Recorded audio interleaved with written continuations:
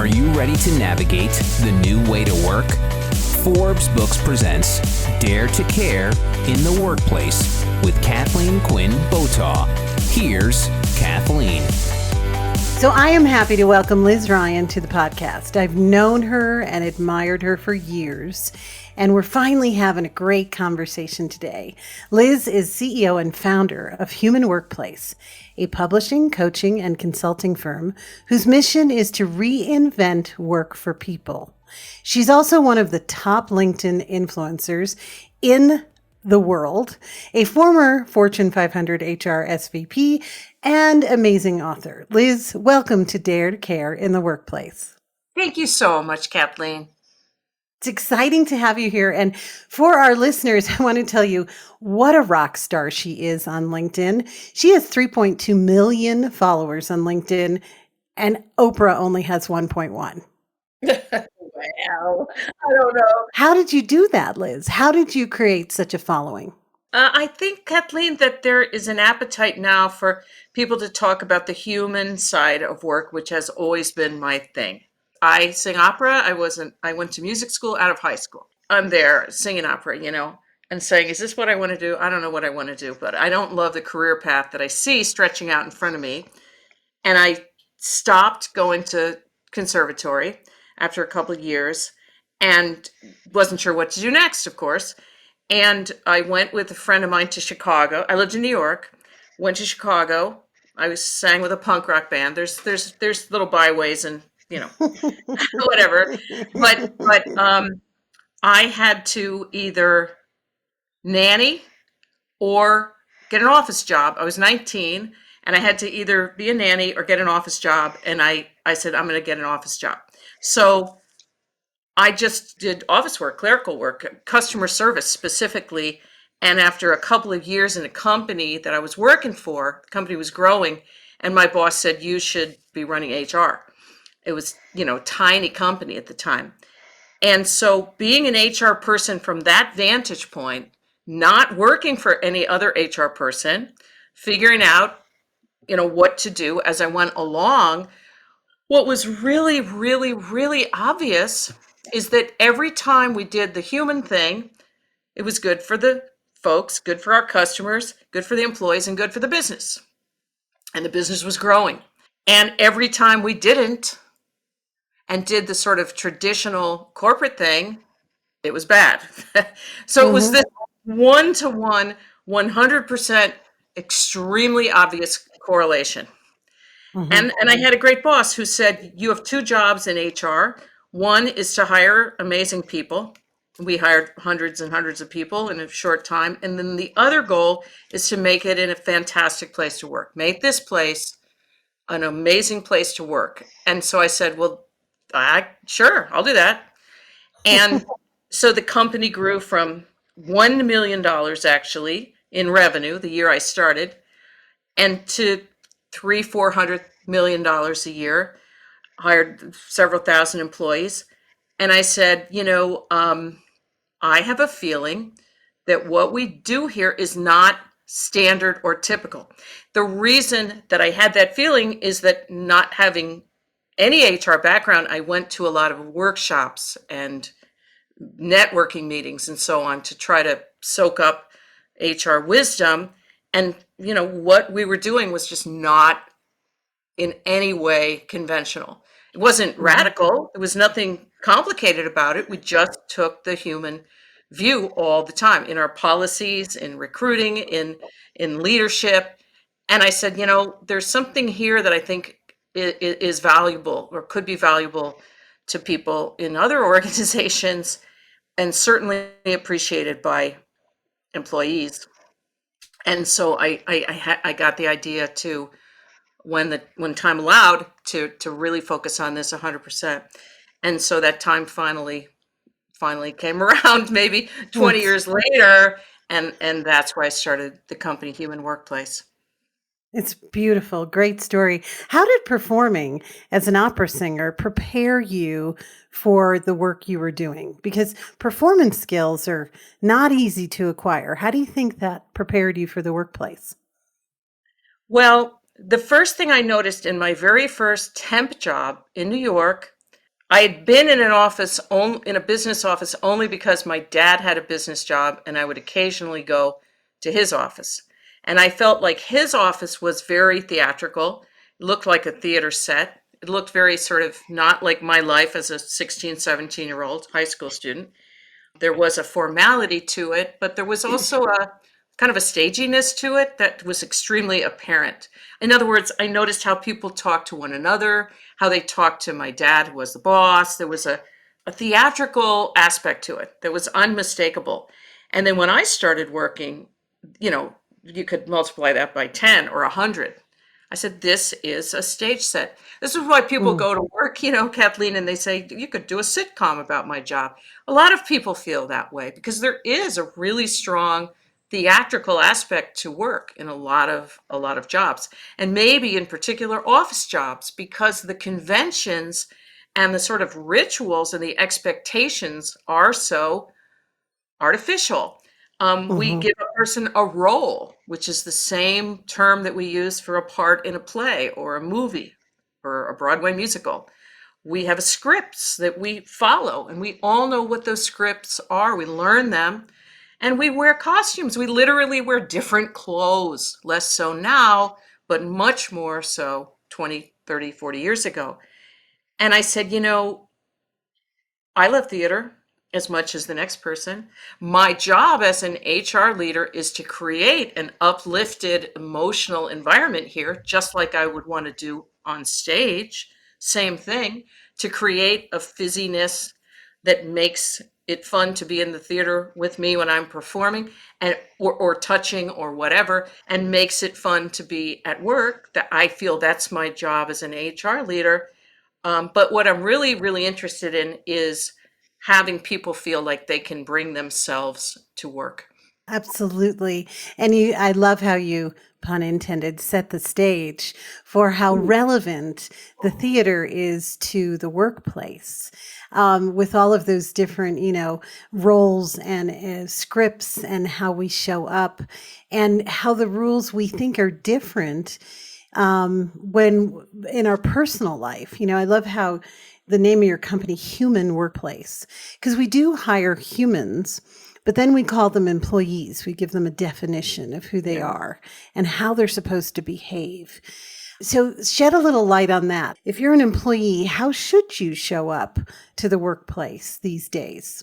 That's such a great and deep question, Kathleen. Thank you. I'm heavy, deep, and real. You'll get Yeah, I that. know. Okay. Look, the first thing that a person is going to think about is sort of what's in their best interest, and no one could blame them for that. So when we say how should someone show up, the first appropriate thought, instinctive thought, is going to be what is safe. Self-preservation. Hmm. What is safe? And we have a problem at work right now, and that is that often it is not safe to bring your opinions, to bring your perspective, to bring your guts, your all of the things that could actually really, really benefit employers and their customers and their shareholders and all of us. Unfortunately, too often it's not safe to bring those things to work because we have a very deep and wide embedded reliance on fear as a management tool, so much so and so unaddressed, Kathleen, that most of us, when we talk about fear-based management, people say, what is that? Because they live with it, but they just think of it as management. I'll give you a really dumb example. I posted something just to get some opinions going. I don't remember exactly what I said, but the topic was having cameras on or off during Zoom calls, group Zoom calls. And the rancor, Kathleen, the vitriol at the idea that it would be up to an employee. Now, we know we have neurodiversity, just like we have every other kind of diversity at work. Sitting and looking at a screen, with the plastic smile on your face, it can be very, very, very taxing and diminish you and deplete you, especially if it's hours a day. And there are other reasons to have a camera off, which could be privacy reasons. They could be discomfort with your living situation and what's going on in the background that people don't always control if they work from home, and on and on and on. But the emotions, the strong emotions, if somebody works for me, they're going to have their blinking camera on, and that's all there is to it. Okay, my darling, that's fear. That's control. It's the idea that you have an adult here, a valued, I hope, valuable contributor to your business, and you're telling them, like a child or like a wrongdoer of some type, you have to do this thing. There's no concrete value, but the value is, how dare you not want to show me your face? I need to Hmm. see it. And we have to recognize that as fear of not Hmm. being in control, fear of not calling the shots. And we have to call that out as not a cool thing. Hmm. Yes. And that control managers seem to want to have over the people who work for them. Right. I always draw attention to the contrast between, I am a W-2 employee of this company, but when I consult, I'm a consultant. And so we have an agreement, and someone says, hey, can you do this stuff for us? I say, absolutely. We figure it out. I leave, I do it, and that's it. And if I Hmm. hire a consultant, I say, hey, can you do this stuff for me? They do it. And there's a respect for that consultant and their expertise and their time and their wherewithal. I would never say, what were you doing on Friday? It's none of my business. I got the work, I paid for it. I would never Yeah. say, hey, were you polite to this person that you saw in the elevator? Because it would never occur to me and it would be weird. Right. But with employees, there's a paternalistic, it's so deeply rooted, at least here in the US, we don't even think about it, to control their personal lives. The fixation on what were you doing during this gap in your resume when you weren't, I literally wasn't working. Why would you think that's relevant? And yet I get the push back, Kathleen. I have to know. No, you don't have to know, my sweetheart. You have to grow out of this idea that you need to know. Right. And you're so right. It's so fear based that they're not telling me something. What aren't they telling me? Right? It's fear. It's fear of not, and to be fair to these fearful managers, right? Nobody's born with fear like that. It is trained into us that when you're a manager, you need and you get to know, and that's part of your privilege. And in many organizations, I mean, the basic Taylor Weber hierarchical system of org charts and so on is, fear is in there. It's baked in. It's baked in through performance reviews, through progressive discipline systems, through all of these pillars that uphold the fear. It's not like these are individual bad people managing through fear. They themselves are unaware of the degree to which fear works on them. Their higher ups, how would it look? They talk about optics all the time, right? It's something we have to sort of talk about at a high level and at a low level. Hmm. And it's trained. It's trained into everyone. I really see these patterns in business, between employer and employee, trained into people. I was on a flight coming back from somewhere yesterday. I can't remember. On Frontier Airlines. Great. Met this wonderful flight attendant. And she really wanted to delight the customers and actually use that phrase with me. She said, I just really want to delight all of you customers. I said, that's fabulous. Why don't you share that with your bosses? She said, oh, they wouldn't listen to me. It's not my place. Wow, what a beautiful sentiment. So here's a person bringing their spirit and their art and their goodness and wanting to connect who they are with what they get to do at work. And Hmm. because they're customer facing, and not just customer facing, but customer facing in a cylinder in the air, right? Hmm. Where there can Hmm. be a lot of anxiety and there can be, nerves. And they are there, just this like angel, to try to work with people and help them have a better experience. But they say, my own managers, my own leaders who should be all about that wouldn't want to hear what I have to say. And there's this idea that down on the ground, you have to be customer, aware and delight customers and bring your best and smile and be authentic and all that. But then up in the sky, in the executive suite, it's all about the spreadsheets. And I have weightier Hmm. issues on my mind than what your little ideas about how you could do a better job. I have no interest in that. And that is just the paradigm, I think, like you said, that we all grew up with. And people feel Hmm. disempowered. 70-80% of people would change jobs right now if they could. Oh yeah. Absolutely. They're open to or actively engaged. But the sad part of it to me was she loved the Frontier brand. She was just, and Frontier, God bless them, they've had ups and downs. All Yeah, airlines right. have, pun intended again. But she was just, she really wanted to deliver great service, and she had such joy. And then the minute I invited her to tell people about what her ideas were, it wasn't her place. She wasn't allowed. She should be seen and not heard. Kind of like children when we were Right. younger. You should be It seen and not heard. What an really awful way to go through life as an employee. What an awful way, and what a crime for the leaders of the company whose job really is to convert the energy and enthusiasm and skills of their employees to good things for their shareholders and the world and all of us, to put up a barrier and to Hmm. send that message. Your value is you serve drinks and keep your mouth shut, and Hmm. you don't Yeah, we it's don't want to hear your ideas. What a crushing thing.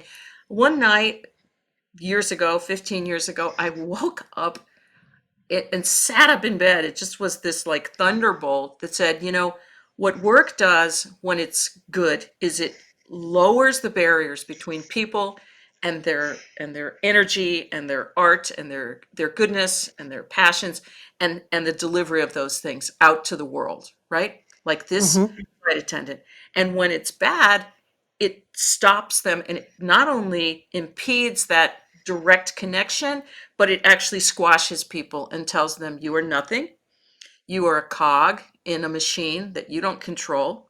If you left tomorrow, we would find someone by next week to replace you. Don't think you get to put your stamp on your job. You don't.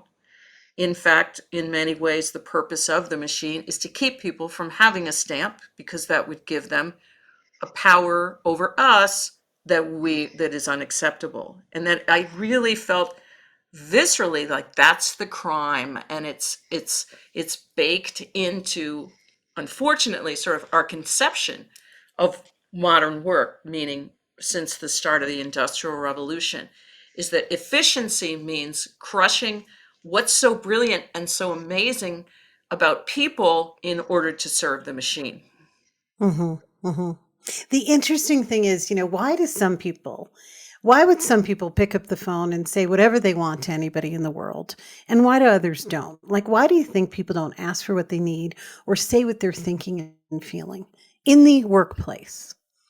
I think it's this issue. I think it's really that it is scary. It can be dangerous to do that. I wish we talked more. I mean, I talk about it incessantly, but I wish we talked more about fear and trust at work because when people, you're right, the old saw that is so true is that work is not hard. It's the people relationships at work that are hard. It can be 100%. coworkers, it can be bosses. So why would a boss not want a person to do their best? Well, we know why. You're making me look bad because if you do an incredible job, my boss will say, why can't all your employees do such a great job? I myself am personally threatened by your success. Many of us have run into that at work. You're freaking me out. That's not your place, like the poor flight attendant told you. I, as your boss, am personally freaked out by your contributions because I'm supposed to be the expert or I'm supposed to be in charge, and I can't give that up. I have to have that.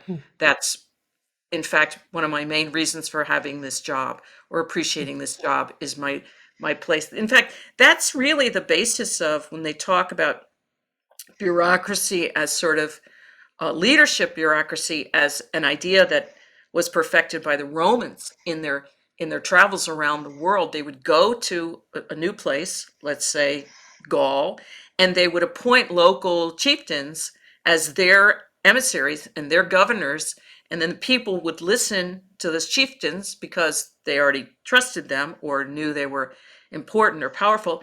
And then the Romans would give them a little bit of authority, and that was it. I mean, that was the system that sustained them for hundreds of years. Is this idea that I am ruling through fear, and the fear is connected not to my own might, but the higher ups above me. And we're still doing that now. One reason why people feel so alienated and so disconnected, because work is not a place for a lot of people where they get gratification or emotional affirmation. They actually get, unfortunately, the opposite. I met an emergency room doc, and he told me that in Colorado, that 50% of visits to his emergency room had a workplace stress component to them. Well, 50% of employees are reporting some kind of mental health issue as well right now. And I'm glad they're at least talking about it. It's tragic out there, but let's turn to the practical. What advice would you give a key leader, a CEO, president, whatever they call themselves, and their, human resources leaders in inviting their people, their most valuable asset, which you and I believe to our core, to have the conversations, to step up, to lean in? How would you advise them to open it up a little bit more, just a little bit more, so people aren't in this fear-based, I have to stay in my place mode? Right. That's a great question.